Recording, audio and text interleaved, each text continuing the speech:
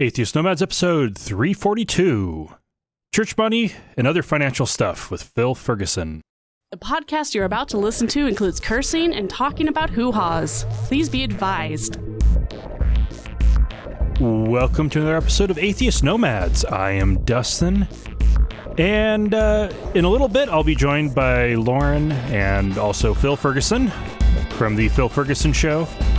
And Lauren's going to be stepping out partway through to take care of Kylie.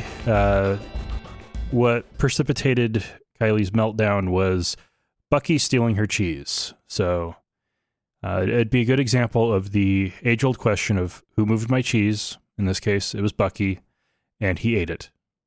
So, yep, that created, Lauren's departure. So when she disappears, that's why.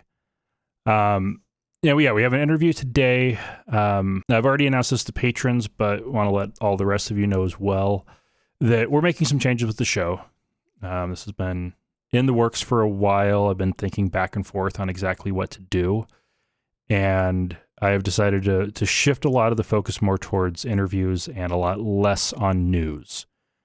When we do talk about news, I'm going to be making a point of doing fewer stories more in depth and not repeating stuff because there's a whole lot of horrible that keeps happening over and over and over again, and it's depressing. So I'm going to try to spin things around towards a more positive angle by talking to people who are actively doing stuff to try to make this better, as well as just talk to people that are going to be fun to talk to. So we will be having more of the news episodes with Dustin Off the Degree and whatnot, roughly every fifth episode. We'll be doing a live episode for episode 350. They'll be coming up in April, and it'll just be normal length episodes. So, it'll probably be live for about an hour and a half, and more details will be coming on that, but they'll be coming in April. We'll be doing live with patrons for 345. So that'll be coming up sooner. And yeah, we will still definitely talk about news, but it'll just be a lot less. And I will probably be using the first several minutes of each episode to rant about something that is in the news. And right now, I just can't even. Quite frankly, I just can't even. It's February, and all I want to do is go camping. Man, there's just... I have to say, I spent a little bit more time than usual on Twitter Friday, and with Colonel Vindman getting escorted out of the White House, and his brother, also Colonel Vindman, also getting escorted out of the White House after getting fired by Trump, and Sondland getting recalled from the EU, and then the Democratic presidential debate, and then reading some of the liberal backbiting that was going on Twitter. It's just, come on, seriously. This is frustrating for everybody involved, and what we really need to be focusing on more than anything else is who can save the Republic. As Benjamin Franklin famously answered after the Constitutional Convention, it's a republic if you can keep it. Right now, the Senate has decided that they don't care about maintaining the republic. It's now up to voters. And the Republican Party has turned into the party of Trump, and Donald Trump wants to be the first dictator in the history of the U.S. So all of us that are participating in the Democratic primary process need to make sure that we pick the person who can best defeat Trump and save the republic. And then in November, everybody needs to go out and vote to defeat Trump and save the republic. Pure and simple. It is very frustrating. Some weeks I will probably just open with a rant. But yeah, I'll be experimenting a little bit as time goes on. But I have yammered on long enough. Let's go ahead and jump into the interview. We are now joined by Phil Ferguson from the Phil Ferguson Show. Phil, welcome to Atheist Nomads. Buongiorno tutti. Okay, so you do normal conventional wisdom on podcasting is to pick a niche and stick to that. Yeah, I've heard that. And you don't do that. F that. Yeah, exactly. Oh, am I allowed to swear on the show? Yes, you are. Oh, that's fucking awesome. I'm just trying to get myself out of the habit with the 2-year-old. Oh, yeah. Good luck with that. I remember when our child was children now, who are adults, when they were very young, we would have these discussions about swear words. And I think we finally decided there aren't bad words. There's inappropriate usage. Yeah. And so if one of your friends does something that's really awful, you can tell them to fuck off. But your third grade teacher, no. Yeah. So you have to learn those things. The podcast, this is actually my third podcast. I was on a friend's podcast called The Pink Atheist many years ago. And then I did one called Skeptic Money on Air. And nice. This version, I think, maybe started 4 or 5 years ago. A total of like 8 or 9 years of doing all this stuff. And when I started it, I was like, what do I want to do? I can't pick one thing. And the two things that I like talking about are investments. That's my day job. And promoting a secular worldview, because I think a lot of our problems become easier to manage if we look at it from an objective, reality-based perspective, not a theocratic one. And so I just said, fuck it, I'm going to put those together. So one of the taglines was 1/3 finance, 2/3 atheism. And by the way, I am number one in that category. Oh, I like it. Yeah. Well, okay, that kind of does make sense when you consider the whole prosperity gospel thing and mixing finance and religion as a complete con. You're basically doing the exact opposite, right? I am, but it's funny. I'm aware and I'm bothered by the fact that there are people that hire me because I'm an atheist. There are people that hire me because I promote atheism and give to atheistic secular charities. And I get a very similar kind of benefit as someone who might market to church people and talk in the churchy language. And it's something that one must always be worried about when someone says to me, oh, Phil, I can trust you because you're an atheist. Oh, no, don't do that. Don't maybe trust but verify if you want, but don't trust me because I agree with you. Heavy on the skeptic. Yeah. And I know it's there and I benefit from it financially, but it does kind of freak me out.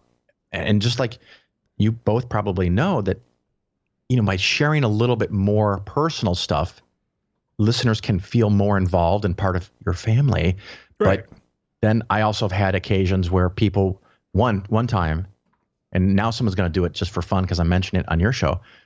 I'm at a conference talking to somebody and they say something that's kind of tangentially related to our conversation, but seemed awkwardly out of place. And I must have given them a funny look. And they said, oh, you said that in show number 104. And I was like, oh, no, don't ever in your don't entire quote me. life, don't quote anyone to anybody. It just doesn't work. Don't do it.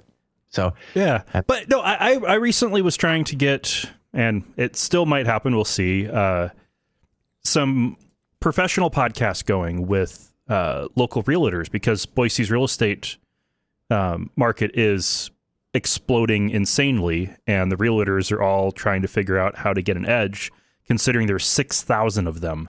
And you said this is where? In Boise, Idaho. Boise, is that how they say it? Boise. There is no Z, it's an S.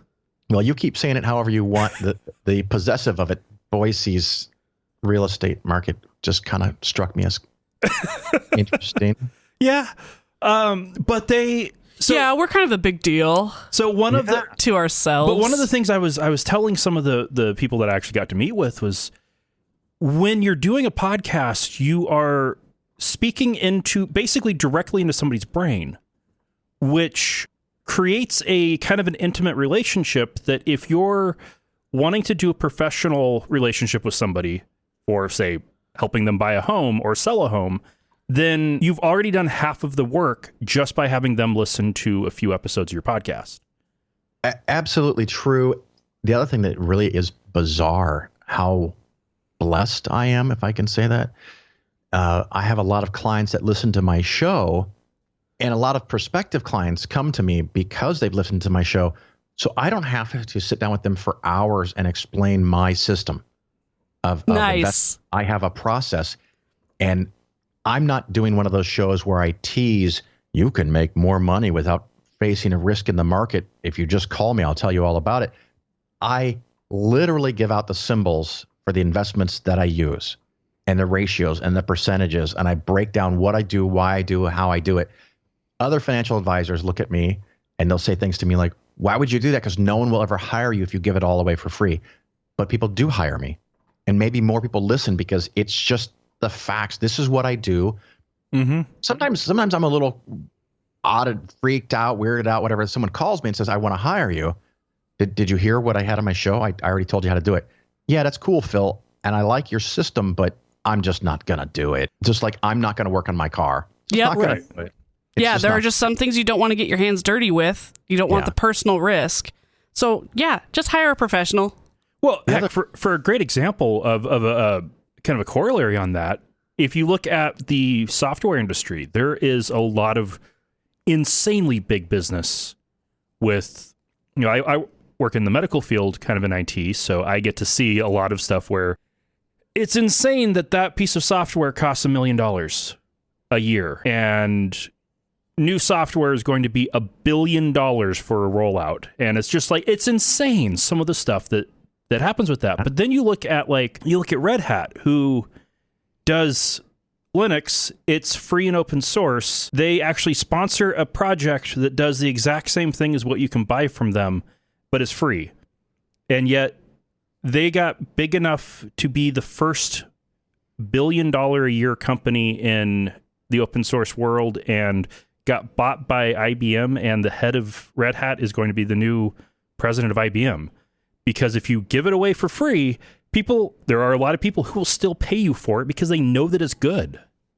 Yeah, it's a very weird world that I live in, and I have to keep raising my minimum because the show and the promotional activity I did at secular conferences performed way, way, way better than I could have ever dreamed. I mean, if you're looking for a niche to market to, dear listener, consider marketing to the secular community, the atheists, agnostics, skeptics, freethinkers, all those bazillion names, because no one else is. Yeah. You will be all alone. You're the only voice in the wilderness. And they tend to be more educated and make more money. I know that helps. On average, more educated, but I do have a lot of people who listen to the show that have no money, just because a lot of people have no money. And one of the common themes I'll have is, someone with $100 or $50 or a couple hundred or $1,000 or $2,000, and they want to do the very best investment that they can get for $1,000, say, for example. And I appreciate that. I appreciate the intent of being really efficient and smart with your investing. But no matter how good your investments are, you're not going to retire if you start with $1,000. Your problem is not finding the best investment. Your problem is that you have one fucking $1,000. Yeah. That's not good. That's the problem you need to fix. I mean, don't get a shitty investment, but you don't need to have the ideal investment because it doesn't matter. What you need to do is get a second $1,000 and a third $1,000, et cetera, because it doesn't matter how good it is if you have no money. Right, because 8%, if you get really good returns, 8% every year, compounding interest on $1,000, in 50 years, you've got what, $3,000? Oh, you might have 8 or 12 or even 24 or 30, but during that time, inflation chewed away at it, and it might be $8,000, and you're like, yay, I can live on 2 months. Okay, well, if you have the knowledge to know exactly when you're going to die and you want to work until those last 2 months, that would work for you. But most people lack that information. See, that's why I want to start a company where you can give us those last couple of months worth, and then we will send you out into international waters on a cruise ship. You can have one hell of a sweet party and then commit suicide. Oh, my. And not come back. There have been a couple of cruise ships lately that haven't been very enjoyable for people. Yeah. They didn't pay for that experience, though. Yeah, that was a bonus. Well, if you want to hear my totally inappropriate marketing idea that popped into my head, and sometimes I just can't help myself, I got this vision of someone reaching into a cooler full of ice water, and they grab a beer, and they toss it over to their friend, and they say, catch a Corona. Oh. Oh, yikes! That is terrible and funny. Yeah. So anyway, that just Yeah. weird shit pops into my head. All right, so That is bad, and you should feel bad. Yeah, I feel bad. I even filtered the other ideas that I have that go along with it, which I will not share publicly. So then you tell people on your show everything you do, basically, like everything that you would do for them if they gave you $1 million. Yeah, it's all revealed. I mean, I started 25 years ago because I was fascinated with this idea. How does one make money? Mm-hmm. Not what is the hot thing today, but, over a lifetime, over decades, a generation or two, how does one make money? And there's a lot of things that are pretty clear, and we have data that show how one does that. And so I wanted to learn how that works. And the one thing I like more than speaking is hearing the sound of my own voice. So I would eagerly tell people when they would ask, how does one do this? And I would tell them, and I love that. And I love that there's probably now several thousands of people who are on pace to retire that wouldn't be because of what I do. And the education is really what I want to do. Now, I have learned over the years that if you tell enough people for free how to invest, some of them come and hire you, which, like I said earlier, it's like, really? But they just don't want to do the work because I don't really think of it as work. This is fun for me. But other people just do not want to figure out what mutual funds to buy, how much to buy here, how much to buy there. And in a kind of a funny way, if you look at individual stocks, which I don't recommend, if you buy an individual stock and you're married, at some point, one of you wants to sell it and the other one doesn't. And one of you will be wrong. One of you must be wrong because, maybe the stock stays flat, but then it was still a bad idea to hold it. If it goes up, the person that wanted to keep it was right. If it goes down, the person that wanted to sell it is right. This way, if there's a married couple and they hire me, I keep the marriage together because if it goes bad, they can both blame me together. Aw, that is a really good way of kind of putting it. You're helping save the marriages of rich people. Well, and one of the other things that we know from the research about investing is try desperately hard to keep emotion out of it. Mm-hmm. It so often people will buy when something is hot because it's sexy and it's exciting, and then they sell when it's down when they should have bought more shares, and so it becomes very emotional. That can be very, very difficult to do. And one of the things that my clients have as an advantage when they hire me, I have a system. Maybe it doesn't work, but it's a system, and I make changes based on the system, not based on their mood, not based on their feelings of any individual stock, because I don't give a shit what they think of any individual stock. I don't use them. And I found out many years ago that some of my clients were outperforming my performance because every once in a while I would think, I'm so smart, I know shit, I'm going to violate my rules and take this other thing that I think is better. And when I stopped doing that, I actually did better myself. And that's very, very hard to take your emotion out of it. And that's an advantage that you can have by having an advisor if they have a system. So it's just a... Yeah, well, we're stuck with like so many other people where we don't have the money. And so many people just don't have it. You're struggling month to month, day to day just to get by. And also making sure that we take full advantage of the company match on the 403B. Right. And at least you didn't add children to the mix because they're very expensive. We have one. Oh, yeah, that's right. Thanks for bringing that up. Yeah. It's plus one of those 2 dogs. So, it adds up. A few months ago, I did a segment on FIRE. It's called Financial Independence Retire Early. And it's an extreme form of what I recommend because I normally tell people, you need to save 20% per year. 10% on my show I call the suck-ass minimum. It will work if you want to live on less in retirement. It will work if you want a single wide trailer under the power lines. It might even work better if you started when you're 20 or 22, but most people don't. People in their 20s just don't have money. So to achieve your goals, you probably need to save 20%. And this FIRE movement thing They have people just saving 30, 35, 40, 50%, where they have nice, solid paying jobs, but live way below their means and just start racking money into investments. And then you get to a point where you can retire without working at all at a young age. 20+%. That's steep. It is. And it's one of those things that if you are saving 20% and something happens and you skip a year, well, it's a bummer, but it's not going to take you out of being able to retire. Whereas if you're saving 10, pretty much everything needs to go correctly. If you do the math starting at like 30 and you save 10% per year and your income goes up, yada, yada, yada, 32 years later, when you're 62, you will likely not have enough money to live the way that you want in retirement. It just doesn't work. Yeah. And if you're down at more like 6%. Yeah. The more, there's really a couple of factors. The more you save, the better. Yeah. Right. The longer you work and the fewer number of years in retirement that you have, the better. The better your returns are. That's better. The single biggest driving factor for how your portfolio will do is asset class selection. And in that, I mean, stocks versus bonds. Stocks historically, traditionally make 10%. Bonds make 3 or 4 or 5%. 10 bigger than 4.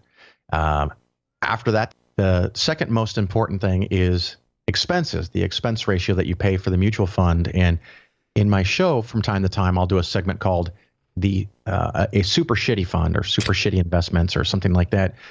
Because of the size of my business has grown to, I get contacted at least weekly, if not every couple of days, by some new creative marketing arm of some company that wants me to sell their shit to my clients. And I'm not interested in doing that, but every once in a while, I'll chat them up and find out what they do, and I'll have them send me information. And one of them I had recently where the annual expense ratio is almost 3%, like 2.9% per year. So you're paying 2.9% for these geniuses to figure out how to invest in the stock market. They end up not even beating the index. And if they match the index minus 3%, well, that's awful. So you're making 7 instead of 10, but they're not even matching the index. They're underperforming by 4 or 5 or 6 points when you include the expenses. And I was talking to this one guy, and he says, the funny thing is the published number is 2.9, but it's currently 3.3 because right after we published the rate, we raised it so they can still legally tell everybody it's 2.9, even though in reality today it's 3.3. Ooh. How's that clever, right? Wow. And why not charge ridiculously high rates? Because some people are willing to pay for it. There's all kinds of systems and strategies and things for people to sell to investors, and virtually every one of them doesn't work. Some of them you can see on the surface it can't work. Others are more tricksy, and you have to understand the math behind the scenes, and often I'll talk about those kinds of things too. So with like the a 401k or 403b or similar, are the targeted funds good? Yeah, so it's one of those things that target date funds or date certain funds or star funds, or they are suboptimal, I'll say. And if you have the Vanguard 2040 fund, that's about as good as you're going to get because it's from Vanguard. If you have the John Hancock 2040 fund, you're probably getting screwed pretty hard, and it's not going to be good for you. I have the Vanguard 2050. Oh, I'm glad you know that. Yeah. I have no idea. And in the past I know the word Vanguard is in there. In the past quarter, it's performed at 24%. Yeah, and it's tricky because with the 2050 fund now being the year 2020, and since I happen to know that fund, it probably has only 10% in bonds. However, at your age, or in anyone's age, if they think they're going to retire in 30 years, in my opinion, you should have 0% bonds. Okay. Why make 3% on any of your money when you could make 10, or the last calendar year when the market went up 31? Why are some of your investments making 3 and 4? And that's one of the drawbacks. So I've tried to be much more nuanced when I critique something. It's not that the target date funds are bad. often there's a better choice. So if inside of your 401k, there is a Vanguard Total Stock Market Index, I think you'd be far better off in that. If they have the Vanguard Total World Index, that might be cool. However, Vanguard uses a higher percentage of international stocks than I like, but it can come down to professional differences at some point. But they'll have 10% in bonds no matter how far you are from retirement. But when you get to 20, 25 years from retirement, maybe a little less, they start increasing from 10% to 13 to 15 to 18 to 20.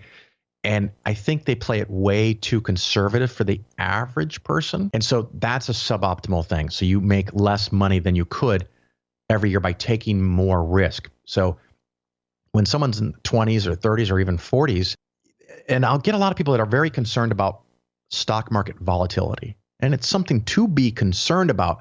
But what is your objective? Is your objective to not have ups and downs in the next 1, 3, or 5 years? Or is your objective to have the most money at retirement? Right. And the way to get the most money at retirement is to take the risk of the stock market. Now, when you get close to retirement, of course, you want to have some more conservative and safer things, bonds, and even very safe bonds that might pay only 2 or 3%, because you don't want to be 4 years out from retirement and have something like 2008 hit where your portfolio goes down 30, 40, 50%. And now you're like, I might have to work 10 more years before I can retire. You don't want to be in that situation. So it's all about balance. But that's one of the problems with a target date fund. A target date fund actually gets even worse when you retire. And one of the things I like to do is use a whole bunch of different index funds that have different goals and objectives. And one of the reasons I like Vanguard is not only are they the most efficient and best performing, lowest cost, but many of the funds are mutually exclusive of each other. Oh. And so if you buy the Vanguard Large Cap Growth Fund and the Large Cap Value Fund, there is no single stock overlap between those two mutual funds. Oh, that's neat. And sometimes the market segments perform differently. Now, they use the word sector for like banks, medical, computers, technology, housing. I use segments, so large cap growth versus large cap value, mid cap growth and value, small cap growth and value. As an example, calendar year 2019, U.S. large cap growth fund, index fund at Vanguard, made over 37% in 12 months. The small cap value made an embarrassingly small 22% compared to 37. Now, it makes me more excited to add money to the one that just did 22% and take away perhaps a few percent from the one that made 37%. And this creates a systematic approach where you're constantly selling high and buying low. Yeah. We all know that phrase, but how does one do it? That's one way to do it. You also probably have heard the phrase rebalancing. So if you have a certain asset allocation, and again, that comes down to the systematic nature of it all. If you have a target mix of different index funds, and from time to time you adjust, you end up getting a better long-term return with less volatility. However, in the short run, a year, 3, 5, sometimes it doesn't work. And now is one of those times, because over the last several years, as I've been skimming money away from large cap growth stocks, they beat the market again. And I skim a little bit away and they beat the market again. So if you had all of your money just in the Vanguard US large cap, you would have done better than any of the other segments. So by adjusting, I'm losing. I'm underperforming that segment. I'm still performing compared to the market. But the interesting thing is things change over time. Like GE was one of the biggest companies in this country, and it's had a really rough couple of years. Exxon was just in the news because it's lost almost $200 billion in value. So companies that are number one sometimes aren't number one in the future. It changes. And sometimes large cap growth stocks do the best. Sometimes they do the worst. And so if you keep doubling down on that same type of investment, when the market changes, now if it always stays large cap growth for the next 20 years, well, then I'm going to look pretty fucking stupid.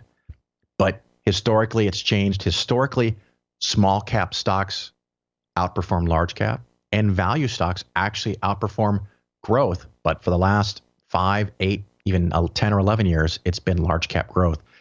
So that rebalancing, theoretically, in the long run, 10, 15, 20 years, is a better way to do it. Sounds like I need to make some changes with my retirement accounts. Well, it possibly, and, look for the total stock market or the total world market, or if you have, and this is a problem that sometimes with a 401k or a 403b, they'll only have a couple of really good choices. And then they have a lot of shitty choices. And they think that they're providing you a variety of options. Well, they are good options and shitty options. That's a variety. You may only find that all of the different funds that you have that aren't target date funds are so awful that even with my concerns of the target date fund, that's the best choice. So it's not that I say target date funds are awful, that they're suboptimal to what you could theoretically do. Now, if you don't have any better choices in your specific 401k, the target date fund might actually be the best choice available to you. Okay. I don't know what your options are. So if everything is John Hancock or Merrill Lynch or JP Morgan, stick with the Vanguard target date fund because it's probably going to do better than those other things. But if you have the Vanguard total stock market or the Fidelity or the Schwab total stock market index, that's probably going to do better for you in your situation. And it's one of those things that if I say something might be better, sometimes people will overgeneralize and think it necessarily applies to them. None of this is specific investment advice. Right. Because to do that requires giving you all of the data, all of the information, a long conversation. Yeah. And then you doing a lot of research, right? Yeah. And the funny thing is that in my industry, like a lot of industries, the single hardest thing for almost everybody is to get new clients. How does one get new clients? But because of the success of my show and the marketing and the sponsorship of conferences that I do, I'm in this weird little world where I cannot take on everybody that wants to hire me.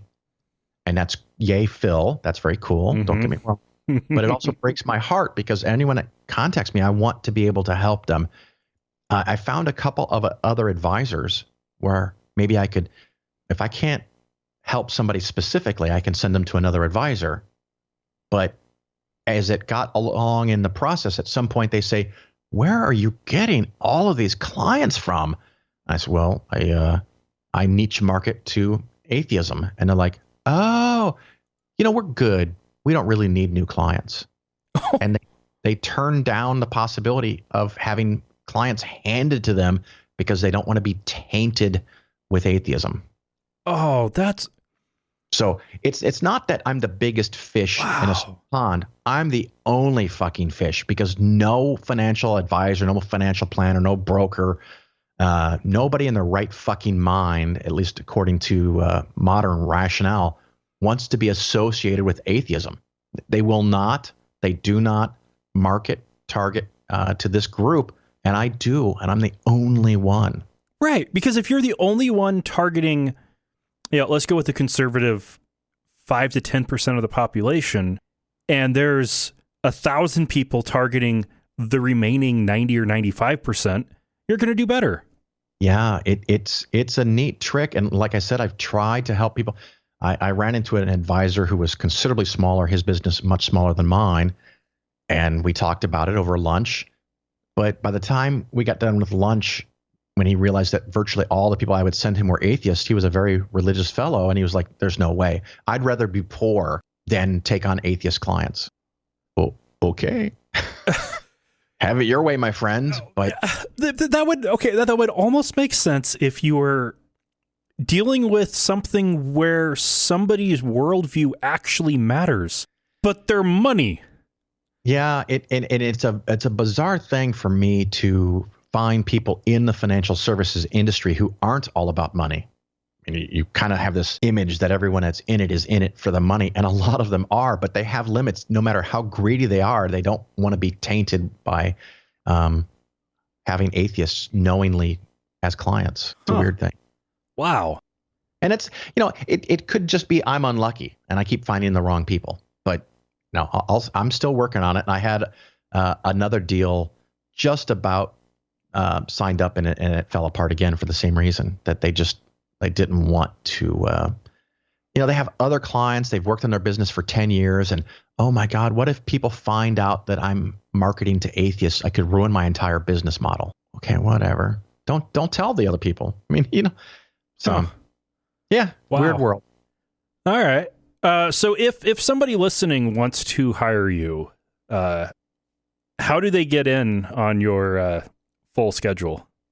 Yeah, technically right now I'm closed.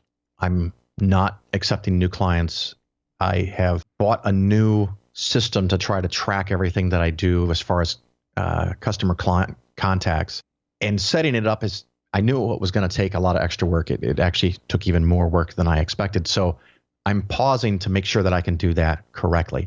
Assuming that I start taking on new clients, which is likely, I'm probably going to require a minimum of $1 million.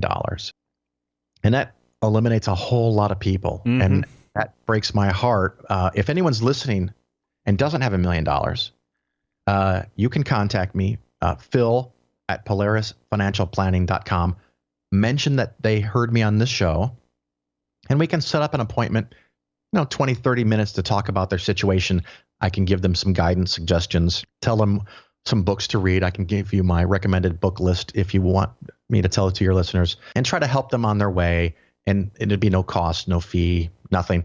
If you have clients or listeners that are over $1 million, well, then definitely call me. No, I'm take a few people. The other thing that I am working on, my wife is working on, and she's heard me talk about this stuff for 25 years. And so just by being around me and being annoyed by me all those years, by accident, incidentally, she knows more about investing than a lot of investors, a lot of professional people out there trying to convince you to buy shit. So she is now working on getting her license, and she's going to start helping me. And maybe it'll just help me have some more free time, but maybe it will help me be able to take on more clients, and we'll see how that goes. But technically right now the doors are closed. All right. Sorry. Considering the listener survey we did about a year ago, I'm pretty confident there's a few listeners who might call you up. Because I want them to. We have a decent mix that actually trends towards more educated and better paid than the general population. Yeah, it's very common for podcasts, and it's even more common for secular podcasts. One of the caveats, if someone lives outside of the United States, the value of my advice diminishes dramatically, because different countries have different tax systems. They have different rules and how you can save money and all the different methods. And it is a challenge for me to keep up on all the rules. Matter of fact, and we can get a little too technical if you want, but Congress just passed and Trump signed a thing called the Secure Act, which makes material changes to how IRAs and 401ks function. And probably the single biggest change for some of your listeners, and it's one I'm focused on, is that if you have a lot of your money in IRAs, 401ks, 403bs, and one of your intentions is to leave that money to your descendants. Okay. If that sounds like that might be you better get a fucking grip on the Secure Act and how it changed how all that works. Because one of the big things is that if you pass away, and if it's just you, it's just you. But if it's husband and wife or husband and husband, whatever, when you both pass away and give that to a younger sibling, a child, descendant, niece, nephew, whatever, they are now required to take all of that money out of that IRA within 10 years. Ooh. The old rule was they could do that over their entire lifetime. And anyone that has a beneficiary IRA currently, or one that started before January 1st of 2020, they're grandfathered in. Thank God. But someone who gets one after January 1st, even without knowing the rules changed, they still affect you. Ignorance of the law doesn't change the law. And so you are required to take that money out, and what can be a problem for some families. And again, if you have no money, this doesn't affect you. If you're really, really rich, it probably doesn't affect you because the way you invest is different.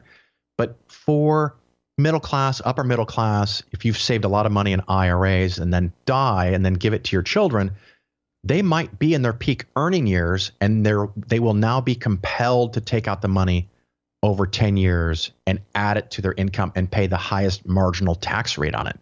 It's a very clever way to get a lot more tax revenue for the government going forward. And specifically from middle class people. Yeah, because like I said, that if you have no money to save, it doesn't affect you. If you're really wealthy, you have different types of investments, it doesn't affect you generally, or might affect you a little bit. But if you've saved up $1 million in an IRA over your lifetime and you die and you give it to your two children, they've got to pull it out. Now, even more bizarre trickery is if the beneficiary of your IRA is a trust, and you've taken the time and the expense and you've hired an attorney to create a trust for the money to go to, for the trustee to judiciously hand out the money, because maybe your 24-year-old son doesn't have his shit together and would just blow through the money you leave him. You want it to go out a few percent per year over the rest of their lives so that you can help them. Mm-hmm.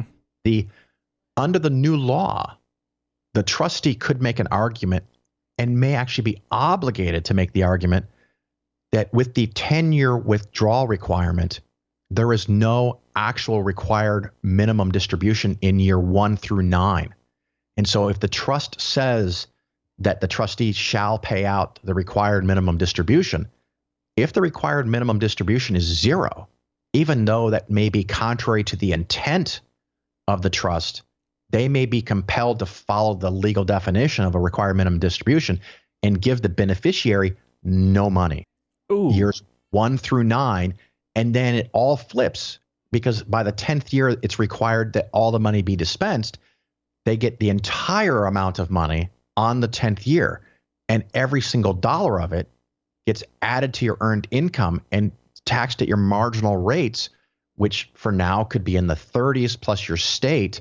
But if tax rates go up, which is my expectation in the next several years, you could lose 40, 50, 60% of all of that money because the rules changed. Yeah. So if you have a large IRA, especially if you have a large IRA going into a trust, you better call up your fucking attorney and make sure that you're not going to get screwed, or your descendants aren't going to get screwed. So just something to think about. And again, it's not going to be everybody, but it could be somebody that's listening. Yeah, because if it's only a couple $100,000 in that IRA, not likely to be a huge deal. But if it's millions, then yeah. And maybe the smart thing to do, if it just is an IRA, becomes a Benny IRA, maybe you take out 10% of the amount the first year. If it grows, take out 10% of the next year. And so you're taking out more and more, because you don't want to add $300,000 to your income all in 1 year, because you're going to pay the highest tax rates on all that extra money. So it gets complicated. Yeah. All right. So you also do not financial stuff on your podcast, which I was just on talking about not financial stuff. So Absolutely. What's the rest of what you cover on your show? Well, one of the things that we do from time to time is a segment called Church Money. There is this, and it ties in with the whole money thing, but it's about churches. There is this perception that churchgoers are some of the most charitable people in the world.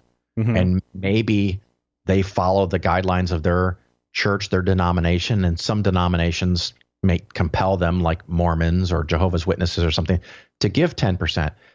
But when you actually look at the budgets, the P&Ls, the details of what a church gives to the needy, it's vanishingly small. And this happens again and again and again. And something that, I don't want to bore your listeners with, but many years ago when my children were small, I pretended to be a Missouri Synod Lutheran. And I ended up being on the church school board. I helped save from financial ruin a private religious school, which I still have to fucking make up for that. But the money, if there's specifically a school, then maybe some of the money goes from the church, which actually it shouldn't, because the school should be funded by the parents who go there and pay tuition.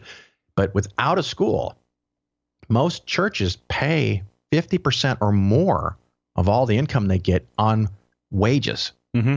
The minister, the office manager, the janitor, Sunday school teachers, maintenance.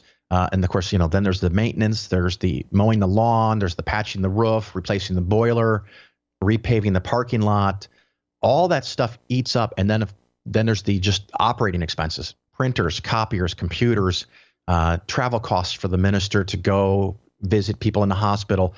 All these things add up. When you get down to the bottom line, there are many churches basically give nothing. And a lot of them, it's 2 or 3%. Just a couple percent. Well, some are actually open about that. Like the Adventist church, which I grew up in, they make it very clear that your 10% tithe goes to fund church operations. Yeah. And almost all of that goes to minister salaries because they do have a professional clergy, unlike, say, the Mormons, who just put all that money into stocks. It's a surprisingly breath of fresh air, particularly coming from the Adventists, that it's a truthful statement. But a lot of churches, it's next to nothing ever goes. And then even when it does go to somebody, like at a soup kitchen or something, it comes along with a painful proselytization. And so people that are giving to churches, if they knew that 1 or 2% of their money actually goes to helping anybody that's in need, I think we can maybe break the financial circuit that keeps a lot of these organizations going and running. And one of them, the absolute horrific thing, a lot of people don't know this. What's with the guys with the red kettle? Salvation Army. Yeah. Salvation Army is a church. Mm-hmm. It's not a charity. It is a church just like Methodist, just like Lutheran, just like Baptist. It is a denomination. It's a small one. And they do take some of their money and buy toys and help some kids out around Christmas. But they don't disclose, nor are they required to disclose, what percentage of that money that's donated and collected, millions, hundreds of millions, maybe even billions of dollars every year, almost all of that goes to keeping those churches running. And like you said, paying the ministers, keeping the building open. Very, very little of that money goes to helping any children at all. It's just it's so close to a scam that I don't know how to not call it a scam. Well, most churches pass around the offering plate to their members during the service to get extra money. Right. Salvation Army does it out in front of Albertsons. Yeah, and it's an insidious thing because people have come to accept that this is a good thing. That okay, I'm putting a few bucks in there, or I donate through my paycheck, or I give money to the Salvation Army. It is a church. You might as well be giving it to the rape cult that we call the Catholic Church. It is just money going to a religion, an incredibly small, undeclared, unverified amount goes to helping people in need. And that's why I do those church money segments. I often go to secular conferences. Matter of fact, this Easter for 2020, I will be in Phoenix for the American Atheist Conference. Shortly after doing this segment on March 1st, I will be in Austin, Texas to be on the Atheist Experience TV show / podcast / videocast, talking to probably some Christians that are going to call in and prove to me that their God exists, which is hysterical because it doesn't work that way. Never works. They're never going to do it. A couple of years ago, listeners of the podcast, we raised a total of $42,000 for SSA, Secular Student Alliance. Oh, nice. So we do some games, some contests, some dollar matching. I think it was last year. With help of the listeners, we raised, I think, $10,000 or $12,000 to facilitate students getting to the American Atheist Conference and comping their rooms, paying for their travel, because it has to be about the next generation. So there's that. I have a pretty well-known talk called Breaking the Cycle, How to Get Children Out of Religion. And the first time I gave it, people were clutching their pearls, even atheists, because we don't do that. Well, we fucking needed to do it because they're doing it. Vacation Bible school, Sunday school, all this shit. And families that don't even go to church suddenly find that, hey, for a couple of weeks in the summer, we can get rid of little Timmy and little Susie for the bulk of the day, and they go to vacation Bible school. How bad could it be? It could be really fucking bad. Oh, and even preschools. Yeah. A lot of preschools. The state of Illinois doesn't have preschools funded by the government. They're almost exclusively religious. So they've got 1 year or two to pump all this bullshit into your kids' heads. And parents who are thinking, oh, I'm not going to bring up religion, and when my child becomes an adult, they'll figure it out for themselves. You live in a fantasy world. I mean, really, you live in a world filled with people living in a fantasy, because they are not going to wait. As an example, a good friend of mine called me at some point because his wife took the kids to church and Sunday school, and he didn't want to confuse them. He didn't want to make a big scene, so he just didn't go. And he said, when they're older, I'll talk to them about it. When they're older, I'll explain my perspective. When they're older. Well, at some point when they're 16 and 15, he sits them down and says, I would like to now tell you about my worldview as an atheist. And the older of the two said, we were warned that this day would come and that we are not to listen to you. And the kids got up and left the room. Oh. And he called me fucking in tears, right? 40-something-year-old dude calling me in tears. And he said, I just lost my children. And I said, the problem is, and I don't mean to make this worse, but you need to accept this. You didn't just lose them. You just got notified that they're already gone. Yeah. And he can't talk to, he can talk to them. They're not going to listen. They've been taught for years and years and years and years and years that he is going to lie to them. He is going to take them away from God. They're going to burn in hell because of him, all behind his back while he had no idea. And he's like, what do I do? What do I do? And I said, well, at this point, all you really can do is try to be the best dad that you can and not to reinforce any negative stereotypes they're telling them. And maybe from a time to time, you can nudge it and bring it up. But if you push too hard, they're going to shut you out. Mm-hmm. And maybe when they go to college, maybe when they get a little older and they have questions, they'll think, hey, my dad thought about this stuff and he was always kind of nice and willing to talk to me and listen to me, and they might come to you. But if you push it and they've already been told not to listen to you, it's just going to make it worse. It's an insidiously brilliant system, indoctrination is. And so the idea that we have to wait till they're adults doesn't fucking work. We have to get in the trenches now. And you have to talk to your kids. You can't just say, I'm an atheist, my spouse is an atheist, my kids will figure it out. I tried that. It doesn't fucking work. You have to get in there and talk to them. And that talk, it's called Breaking the Cycle. There's a version of it on YouTube. It talks about how you can do this with your kids' friends, with your friends' kids, nieces, nephews, grandchildren. And it has all kinds of ideas. As an example, if you give children magic tricks, it helps teach them that the world is not always how it seems. And this can be clever enough to help them think, but subtle enough that religious parents don't pick up on what you're doing. And so nice.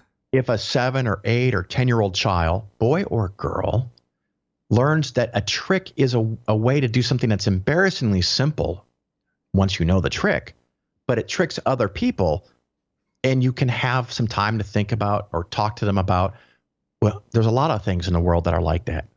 And maybe you bring up the idea of commercials and how they try to convince you to do something that with your money that maybe you wouldn't have done otherwise. So that's one idea. Another idea is optical illusions. Buy them books of optical illusions so that they learn over and over and over that they can be tricked. Their mind can be manipulated by something they see visually that's not really there. And maybe it opens the idea that maybe someone could tell them something that's not true.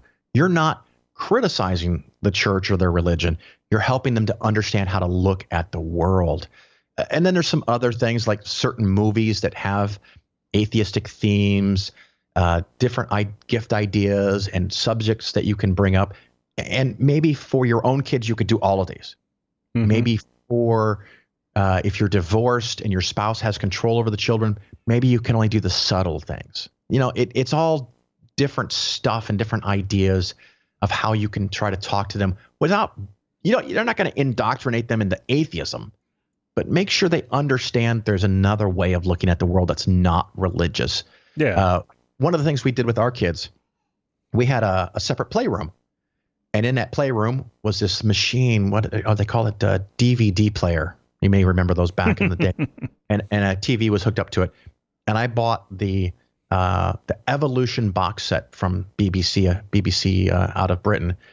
And it's 10 discs of how evolution works. 10 hours, I think. Absolutely amazing content. And I didn't sit them down and force them to sit and stare at it with toothpicks holding their eyelids open. It was just on in the playroom. And so when they were at Sunday school and their teacher talks about the earth being 6,000 years old, both of my kids are like, what? That's not true. And so they're inoculated to the bullshit because they already know facts about the world and how it works. Anyway, so that's just my little rant on that topic. All right. So you said that very interesting phrasing about pretending to be Lutheran. Ah, yes. Yeah. So what's your deconversion story? Actually, my deconversion story goes way back to about the age of 13. And I remember it very fondly that when I was 13, the most popular TV shows on TV were like Love Boat and Fantasy Island. Mm-hmm. And once every week on PBS, there was this bizarre new science cutting edge technology show called Cosmos. And this was the age of 13. I was in confirmation classes at the Methodist Church at the age of 13. Okay. And I would hear from the minister about the religion and what we believe and what is true and what is not true. And the more I learned, the more confused it all seemed.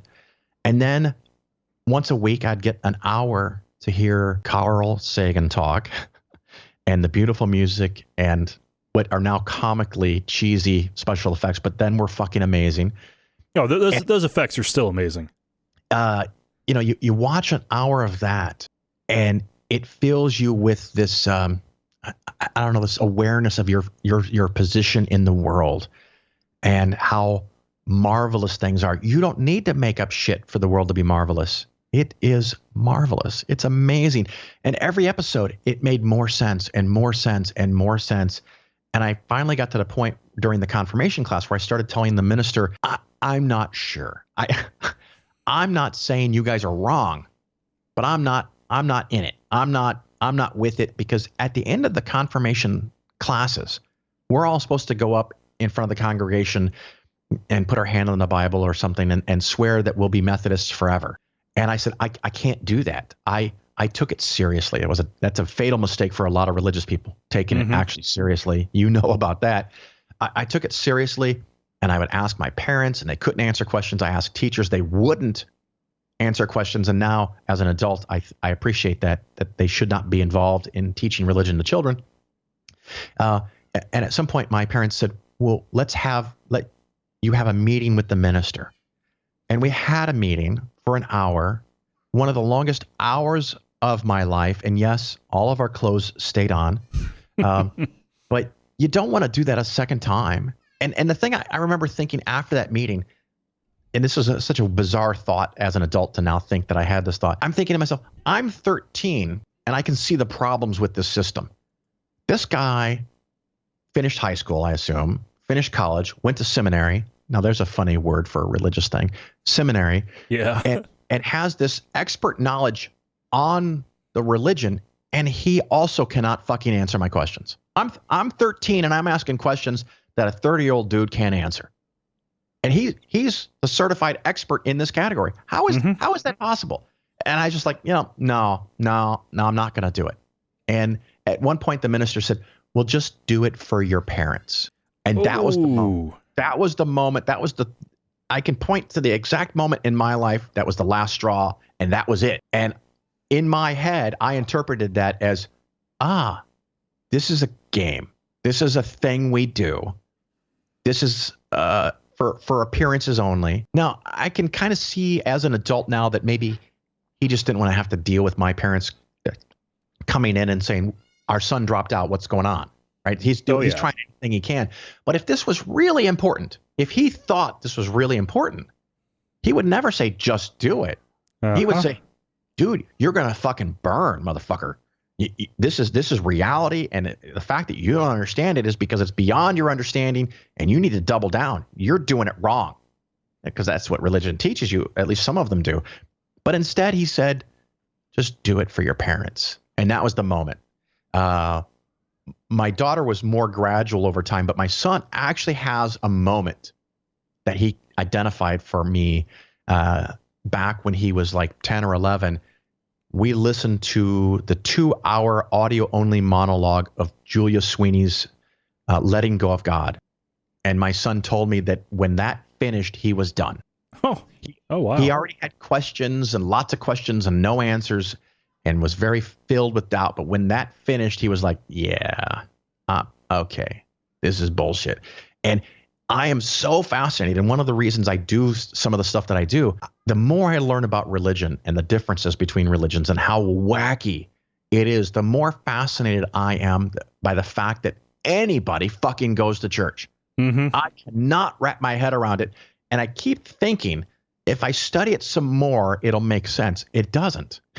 It doesn't get any better. It becomes more fascinating to learn the astronomically crazy shit that religions teach to adults, to children.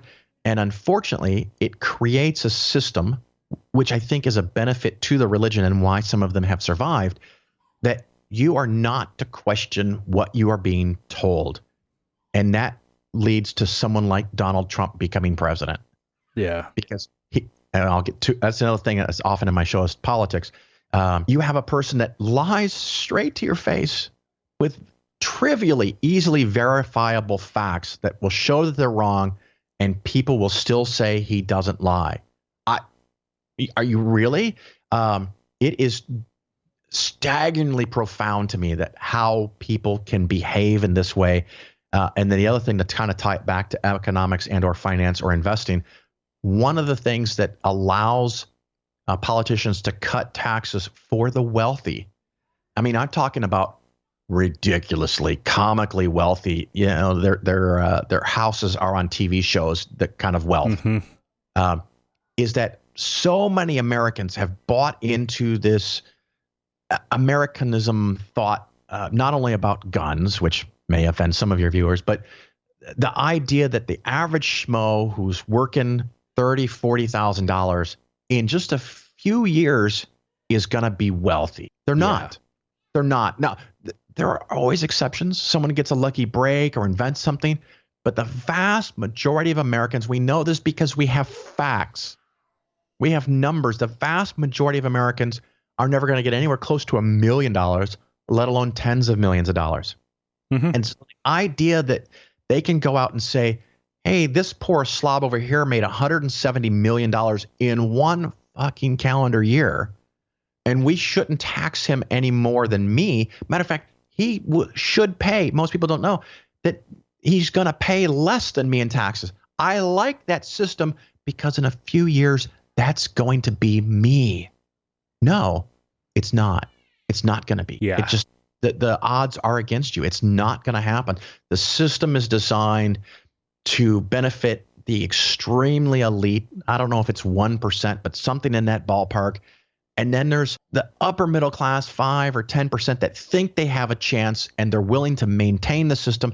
And then there's just from 1984, the proles, the proletariat, that they also think that someday they're going to be wealthy. And in the meantime, they are amused by gambling, drugs, sports, alcohol, and kept preoccupied and sit along and too busy.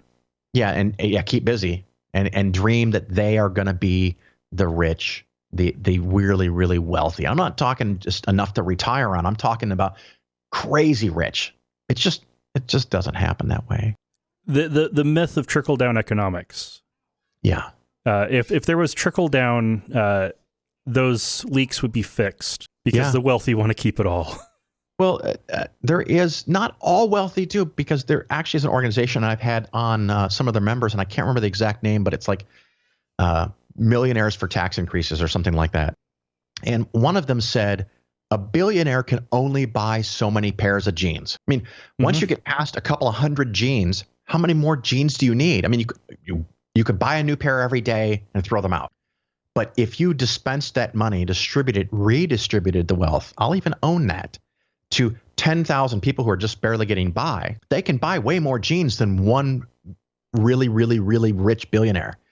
And we do run into a potential problem that as wealth gets more and more restricted to the wealthy, at some point, you could face an economic problem, a macroeconomic problem, because if nobody has any money to buy anything, the economy ends. I mean, if you wanted to do economic stimulus, you don't do the tax cut that we just did. You do what Obama did, and you do what George Bush did before Obama when it was okay, because the Republican was in charge. You not only give tax cuts to poor people, you give them a tax rebate. Yeah. You take someone who's living on $20,000 a year and you give them $2,000, they're going to spend every fucking dime of it. You give a billionaire a couple of extra $1 million, they'll thank you for it. They might contribute to your campaign. They might invest it, but they're not going to go buy shit. Maybe they'll buy a boat, but they're not going to spend all of it. Whereas the person making $20,000 will spend all of it, and maybe even more, which is a whole nother problem. But it will get spent, and it will get respent and respent and respent. That is an economy. If all the wealth eventually gets boiled down to a couple of dozen people, and of course somewhere short of that, you will have an economic collapse, because there is no one to buy a dishwasher. There is no one to buy a new car. There is no one to put carpet in their house to pay for it, because nobody has any money. That worries me. And I have people that listen to my show, and they're shocked because, how do I say this? I'm doing okay, right? I'm doing better than okay. But I do preach about redistribution of wealth, and someone will call and say, well, Phil, if they do what you're suggesting, your taxes will go up. I fucking know that, dumbass. Yeah. I think my taxes should go up. And then, of course, then there's always some smartass who says, well, Phil, if you want to give away more money, just give it away. Because I'm small enough that won't make a difference. It's not about me. I'm willing to pay my share. Why aren't you? Yeah. Why aren't people who make way more than I willing to put their share aside? And it becomes kind of like a contest. The money is not about comfort anymore. It's about having more money. It's about power and control and influence. And yeah, anyway, sorry. Yeah. Well, and capitalist systems are inherently exploitative. You take resources and you exploit those resources, and that includes human labor to make stuff to sell to make more money. Yeah. And if raw materials run out, then it's hard to make money. And if nobody's going to buy it, you can't make money. And so the whole system has to keep working, or the whole system stops working. One of the inevitable results of competition is monopoly. Yeah. Because if you're in a game to win it, at some point somebody does. They win it. And we've had cases like AT&T every single phone call went through one company. It's boggling to think of it now. Amoco, Standard Oil. At some point in the past, Standard Oil had virtually all gas stations. If you wanted to buy gas, you bought from them. If somebody opened up a different gas station, they dropped the price of every gas station around you until you went broke, because they had big pools of money. And then once you get squeezed out, the prices go back up. And they had called a vertical monopoly. They had the land, they had the equipment, they would get the oil, they would process it, they would distribute it, they would sell it. They were controlling the system until they got busted up. We have a new thing, and it's the same song, but it's a different thing. And the one that really worries me now, and I love it, but I worry about Amazon. Yeah. They're fucking huge. And I don't know that we need retail stores for everything. There are some things that people must go and see in person before they buy them and try them and touch them and feel them. But most things aren't that way. if we have 4 or 5 or 10 different companies doing that, that's cool. But Amazon is getting so big that you can't compete with them because they will source the raw materials. They now own companies that make the shirts. They put the Amazon label on the shirts, on the suitcases, on the blenders, on the TVs. They warehouse them. They sell them to you. And now they're cutting the United States Postal Service, UPS, FedEx out of the loop. They're getting their own trucking companies. I've actually had people pull up in their own private cars like an Uber and pull something out of their trunk to make my delivery. Yeah. And if they own everything up and down the stream and you come up with a new product that you've invented and you want to sell it to the public, well, they now have more power and influence than Walmart did. And they can pinch you till you make no money. You make so little money, but you have no other choice until something goes wrong and then your company goes bankrupt. It doesn't improve stability. And what's even trickier is if you create a competitor, you're probably going to host all of your compute resources on Amazon Web Services. Yeah. Meaning and you're still giving them a shit ton of money. And it's funny because if we break up Amazon, the next problem we have is they will be crushed by a company called Alibaba, which is the Chinese version of Amazon. And almost everything in China that gets sold goes through Alibaba. Mm-hmm. And they have the size, the control, and the power, and they could come over. So how do you fix it? I don't know. I mean, with the telephone company, they got broken up into regional strengths. I think maybe, you don't have to necessarily break up Amazon that way, but maybe you'd take away their ability to be a vertical monopoly. If you're an online reseller and wholesaler, you can't manufacture, you can't private label, you can't deliver. And yes, I hate that as a concept, but I think it's better than the other choice because at some point somebody wins. And once they win, it doesn't benefit, the competition doesn't benefit you anymore because there is no competition. And if somebody can win a pie, that's one thing. But if they can win all of the pies, that's when you're really screwed. Which reminds me, I don't know if you've seen, I think it was CBS News did a segment where they would give an average random person in the mall a pumpkin pie and have them break up the pumpkin pie into the 5 quintiles, the bottom 20, the next lowest 20, the middle 20, the higher 20, and the top 20. And they break up this pie to see who gets how much of the money. And just guess, if I cut a pumpkin pie into 10 slices, how many of those slices does the top 10% get? Or top 20%. At least 9 of them. Yeah, it's about 9.2%, or 9.2 of the 10 pieces. The next 20% get the vast majority of what's left of that last piece. The middle 20% get a fraction of that last piece. The fourth group gets crumbs. I mean, literally nothing. And the bottom group not only doesn't get anything, they get the bill. They get the debt. And it's a staggering system. And then if you break up the 20% and you think, well, at least 20% of the people are doing well. If you pull out the top 1%, they get 8 of the pieces. The next 90% only get 1 piece. It is a staggeringly, incredibly top heavy how some of the rich people have in the average person. I mean, this is something that happens with lotteries. I think the number is 80% of United States citizens that win $1 million or more in a lottery file bankruptcy within less than 5 years. And it's because if you don't know how to handle 30,000, you don't know how to handle $1 million. Right. It seems like this ridiculously comically large amount of money, $1 million, until you buy a Maserati. And go on some really nice vacations and you help pay off someone else's debt and the loan and you buy a big house for yourself. And then 4 or 5 years later, you realize you're out $70,000 a year on property taxes and water and heating and air conditioning and repair bills for that expensive car. And you end up going bankrupt. It's very, very, very common.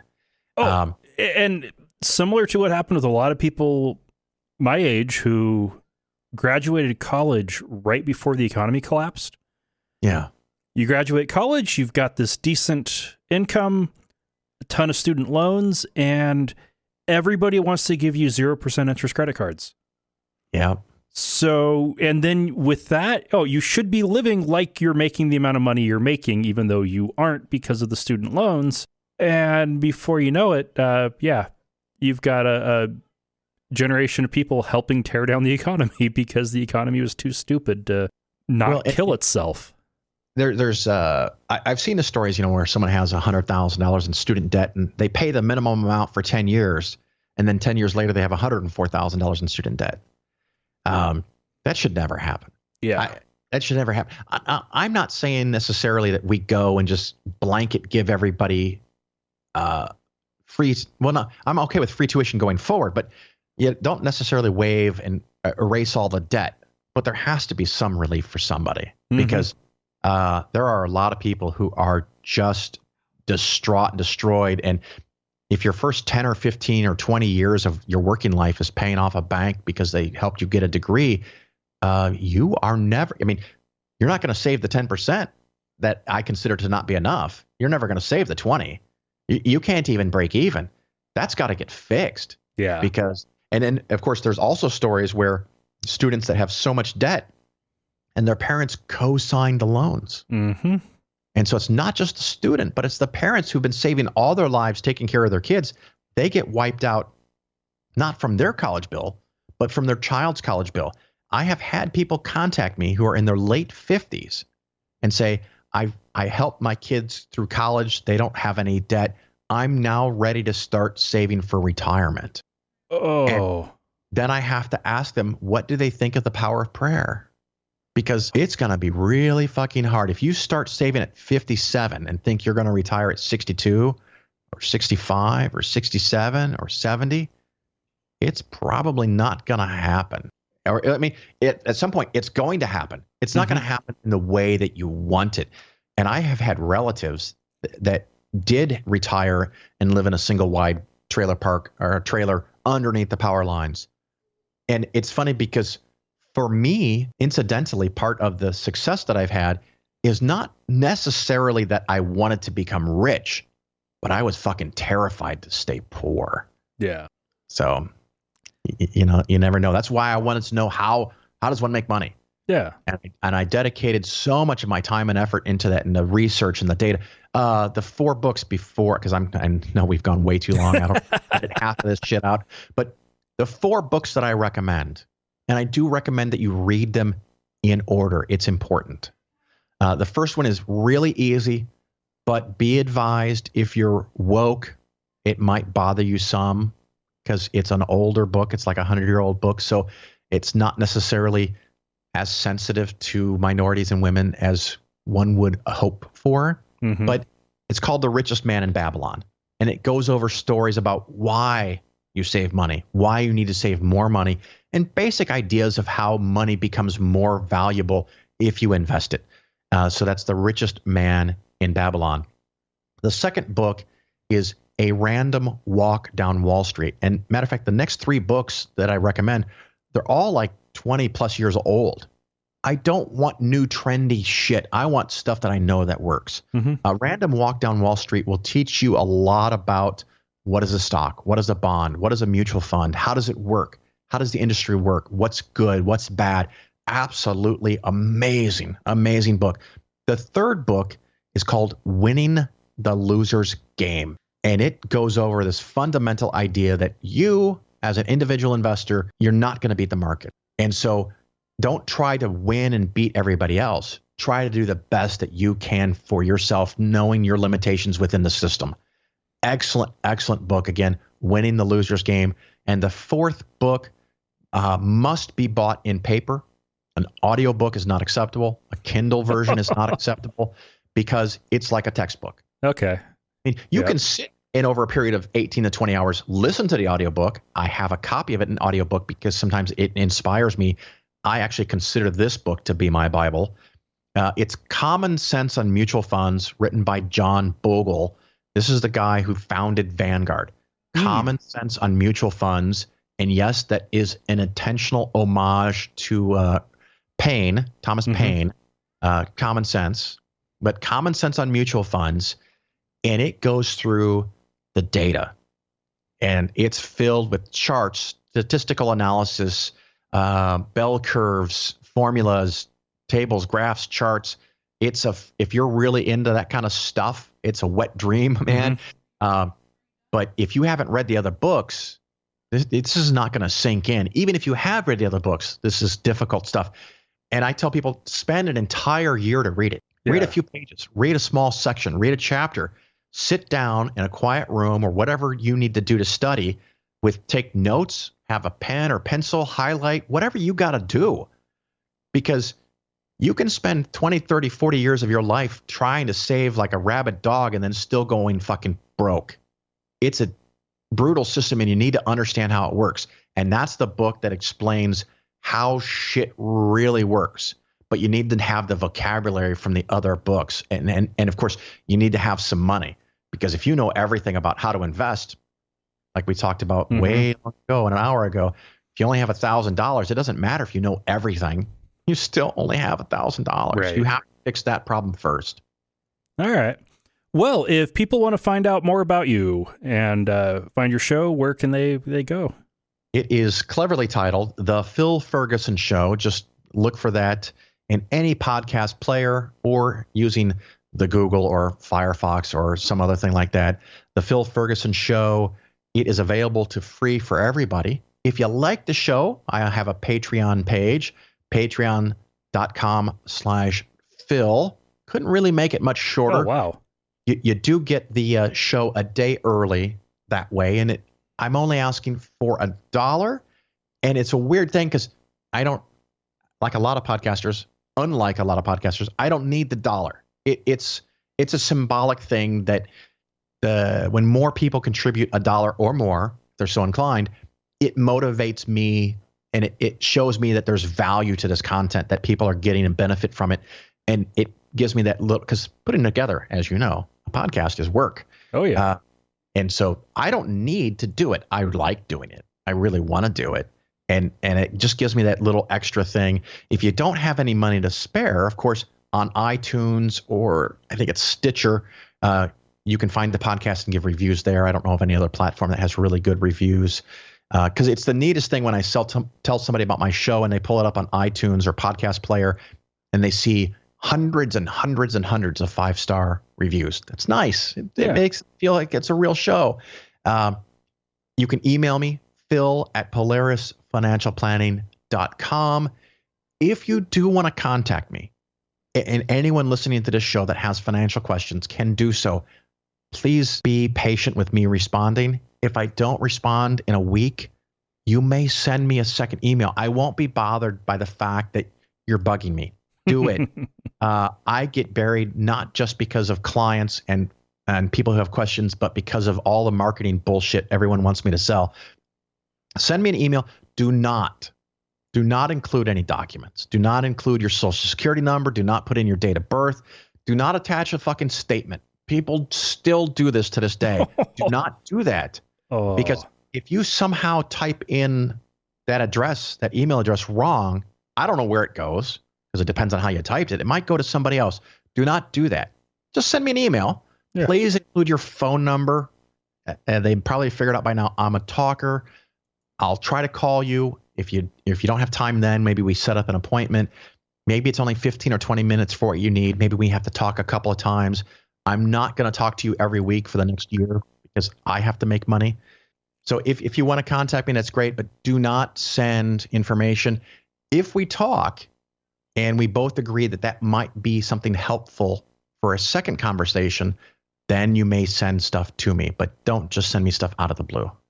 All right. Sounds good. And Phil, thank you so much for joining us. I appreciate your time, and thank you for being on my show, The Phil Ferguson Show. All right, I hope you all enjoyed the interview, and if you want to get a hold of us, you can reach us at contact@atheistnomads.com, or use the feedback form on the website, or hit us up on Facebook or Twitter. Preference is definitely the feedback form and the email. The feedback form works now and does send us emails when you leave a message. And SpeakPipe, that is always the best. We also greatly appreciate patronage, so And the Patreon numbers are actually looking really good right now. We are at the last month was our third best month on Patreon. The two better months were last year, and I think based on the pledge and then the change in the pledge, that it was an accidental pledge with a zero that wasn't meant to be there. So that after that ended, that brought it down a little bit. But we're rising again, and that is definitely nice to see.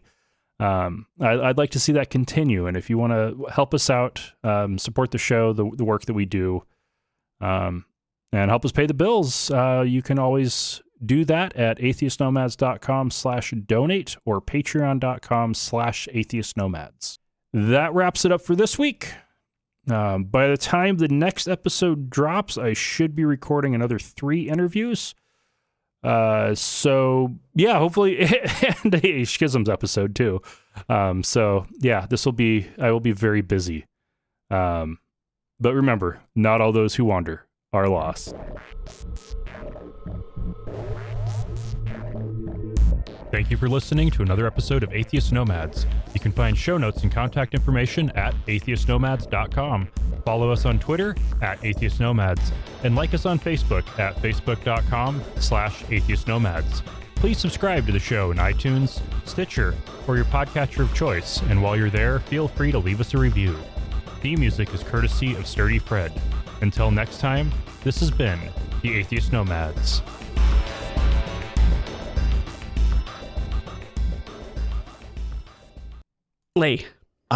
See that's I am in my office in New Lenox, a suburb of Chicago. Oh, okay. I just had a friend was just in Chicago. She had pizza, of course. Went to go see some beautiful buildings. Apparently, like every building in downtown Chicago is like super ornate. So you get overwhelmed with architecture real fast. It does have architecture there. I've heard that mentioned.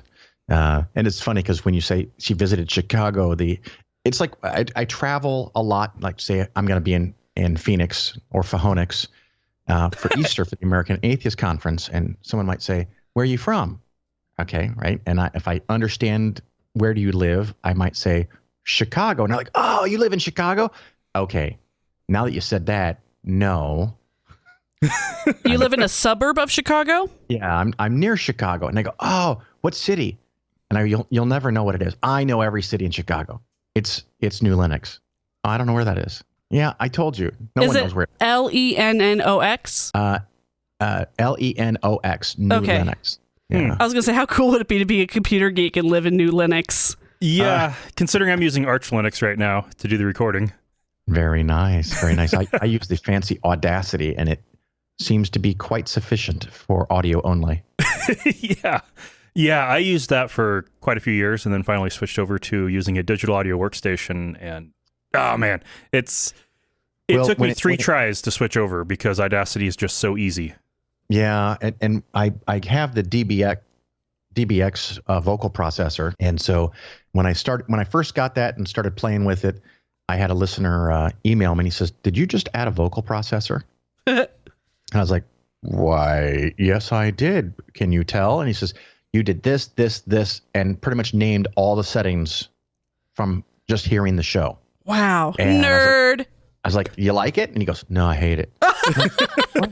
What do you mean you hate it? And he says, "You sound like an FM radio DJ." Oh, yeah. That's a sound that a lot of people don't like. It's like the NPR sound. Yeah. And I was like, you either like it or you hate it. That's what I was going for. Mm-hmm. So this person that can name all the settings just by sound thought I sounded like someone on FM radio. That's what I wanted. And he was like, "Well, if you don't change it back, I'm just going to stop listening to your show." And I'm like, "Well, it's my show. I do what I want. I like the sound." And then I asked listeners to, listen to this show and then go back 10 weeks before I started fucking around, listen to before. And I had like 20 people email me. I can't hear a difference. Yeah. Yep. Audiophiles versus the populace is there's a special relationship there.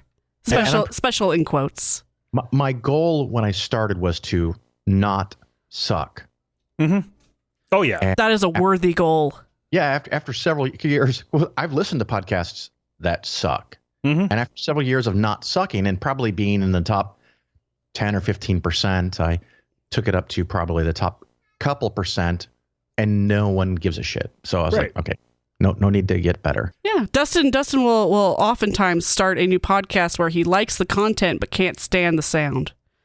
Yeah. And that's unfortunate because, I mean, if you're going to go through the effort of making a podcast and getting the setup, just go ahead and buy a decent microphone or do a little bit of editing. Don't just wing it. Yeah. And that's one of the things that I had to toy with when I bought the inline physical voice processor was, do I do it digitally or with equipment? And I decided to do the equipment because it's all done in real time. I don't have to go back and remember all the settings I set, and because Audacity gets updated and changes shit. It pisses me off. Oh, yeah. So this way I don't have to worry because it's right here. I got no kids in the house, so no one touches it. And it's the same every time. And a listener said, or one of the guests said, but you're only processing your voice, not mine. And I go, I don't mind if you sound like shit. Yep, it's like having the ugly friend. Yeah. That's right. You know, and I had a DBX 286 for quite a while, and it cut down on how much editing I had to do when I was still, trying to move up a level. And I had another processor as one of the Behringer ones for the other microphones, and then switched to doing everything locally with people who have horrible microphone technique. And what I discovered was baking in hardware for somebody who doesn't know what they're doing runs the risk of them totally screwing everything up. Yeah, it doesn't. You can't fix broken, I guess. Just like the clipping, you can't undo that generally. I mean, technically you can. The only thing I dislike, I have the Shure SM7B microphone. The only drawback, it does not have a proximity effect. Mm-hmm. And because I know what a proximity effect is and how to use it, I could, do some neat things with that this microphone, while being better, doesn't have that bug. So, no big deal. Yeah. And I ended up getting some RE320s for that same reason, is they don't have much proximity effect. Right. Which when you have somebody who isn't really good at it, or when I got the first one, it was shortly after Kylie was born, for Lauren to be able to talk into it while dealing with an infant and moving around, and it did a really good job of handling all that. Nice. All right. Well, let's go ahead and get officially started. I was going to say, you should record this stuff and do a little, if you're interested in podcasting. Oh, yeah. This will be a little bit of extra patron content. I've been recording for 6 minutes now. I was at a conference. God, I can't remember which one. And I ended up volunteering or being volunteered to put on a workshop of how to do a podcast. And I think I found out like 2 days in advance. So I called several friends that were going to the conference and said, can you come help me? And so I had like 6 or 7 people each talk for 3 or 4 minutes about what they do, why they do it, what problems are, what they like, what they don't like, what do you buy. And I just was mortified that, I put this together at the last minute, and everyone freaking loved it. So I was like, ooh, dodge that. Fake it till you make it. That's right. Oh, yeah.